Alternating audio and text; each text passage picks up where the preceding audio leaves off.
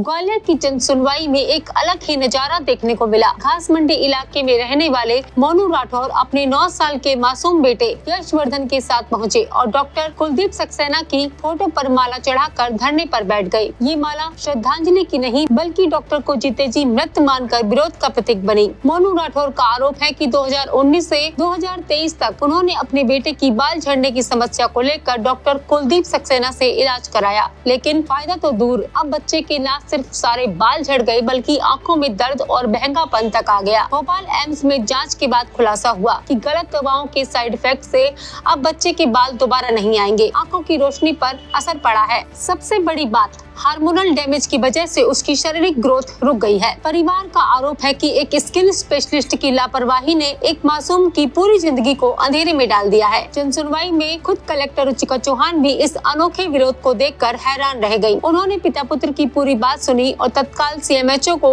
जांच के आदेश दिए। वहीं मासूम यशवर्धन ने खुद प्रदेश के मुख्यमंत्री से रोते हुए मदद की अपील की। आज मैं जनसुनवाई में गया था, डॉक्टर की फोटो लेकर उसका श्रद्धांजलि अर्पित करने गया था। भाई कारण मेरा ये रहा क्योंकि डॉक्टर कहते हैं भगवान के रूप होते हैं, मगर मेरे लिए डॉक्टर मर चुका है क्योंकि मैंने 2019 से बच्चे का इलाज कराया था। बालों का नॉर्मली बाल झड़ रहे थे क्योंकि आँख भी सब अच्छा था, क्योंकि मैंने बालों का इलाज कराया। 2019 से दवाई कंटिन्यू देते रहे 2022 से दवाई दी है।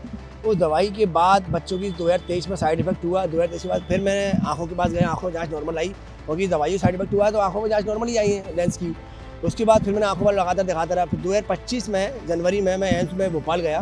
भोपाल में जो जांचें हुई, दवाई तो दी नहीं मुझे, भोपाल में जांचें हुई। जांचें उसमें 6 महीने का माह होता है, कुछ 6 महीने रिपोर्ट जो आती है, उस रिपोर्ट में जो बताया गया है कि बच्चे की आंखों को साइड इफेक्ट हो चुका है क्योंकि जो दवाइयाँ दी गई है पूर्व काल में उनसे हुआ है।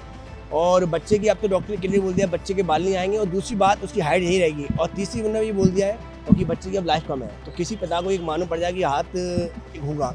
तो मैं चाहता हूँ ऐसे डॉक्टर पर लगातार सख्त कार्रवाई की जाए और अगर ऐसे डॉक्टर पर कार्रवाई नहीं की गई तो मैं मुख्यमंत्री न्यास और स्वास्थ्य मंत्री के निवास पर धरना दूंगा, बच्चे के साथ काबू करता हूँ।